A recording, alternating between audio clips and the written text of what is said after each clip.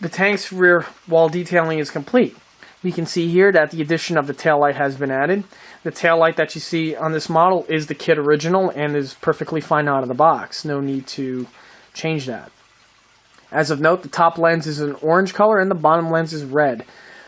Because it's a light, you want to use gloss colors on these. For the orange, I used Tamiya Orange, which is a gloss. And for the red, I used Tester's Enamel Red, the small little bottles, which is also a gloss.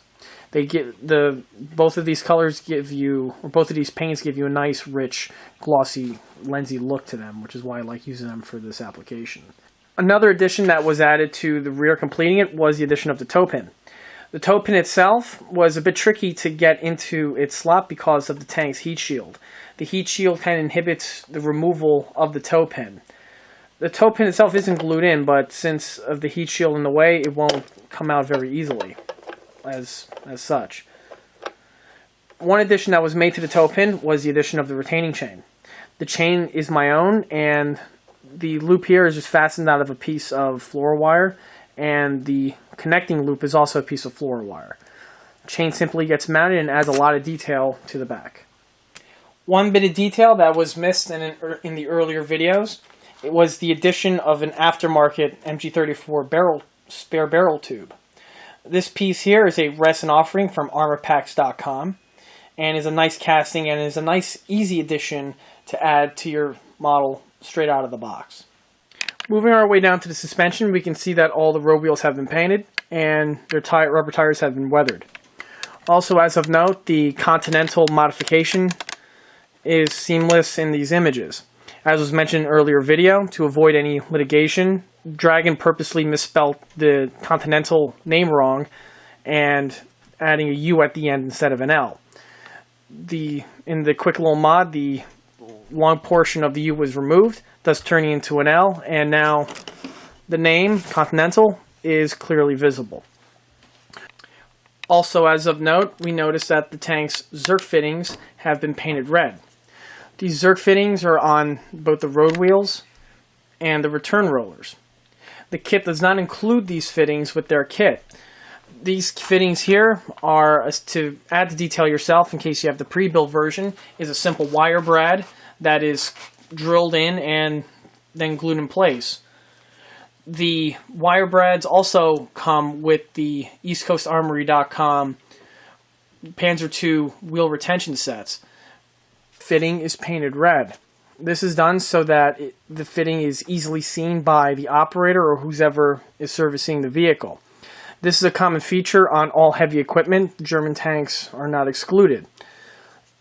Underneath this fitting is almost like a valve stem, and when you connect the grease gun or an oil gun to it, you would inject the grease or the oil into the tank's bearings and axle, lubricating it, ensuring that the wheel is nice and lubricated and will rotate nice and smoothly.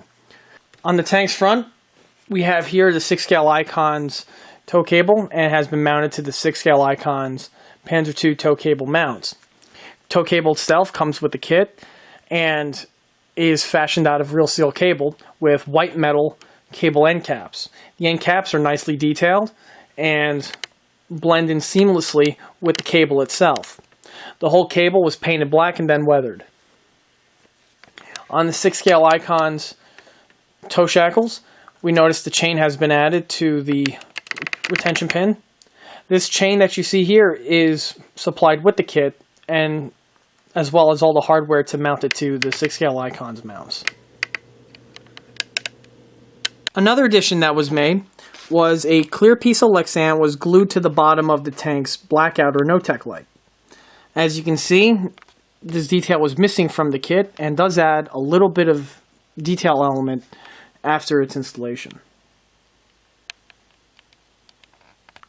Also, as of note, the model has many vision slits and visors. These visors have glass on the inside.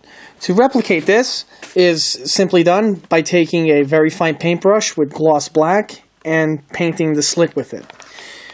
The gloss black was also applied to the two backup sights here that are mounted on the front glacis plate. If we notice, the vehicle's markings is that of the 7th Panzer Division.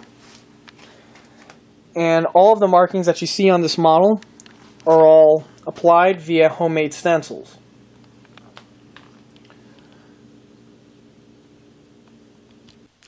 If we notice, this model features a white stripe painted on the tank's engine compartment.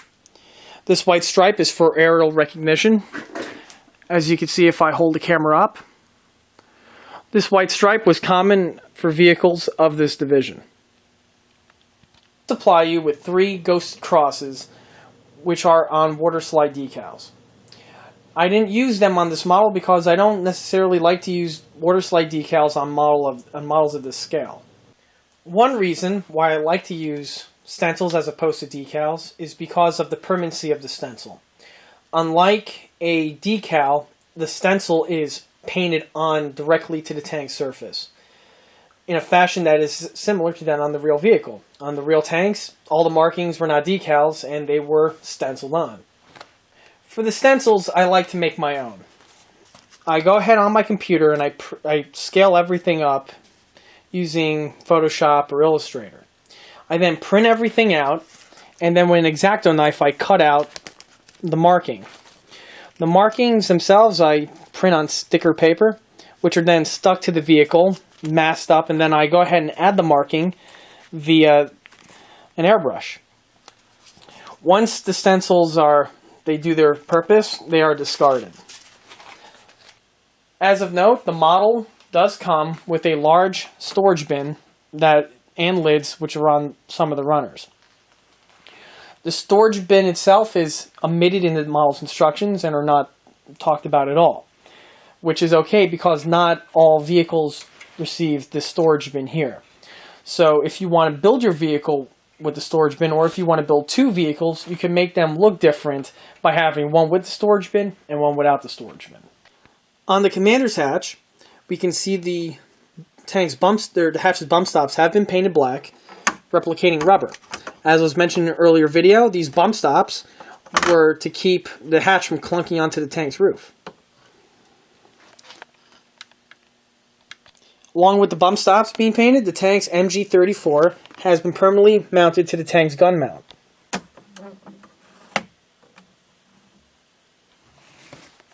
In addition to the MG34 cover plate hatch was also added.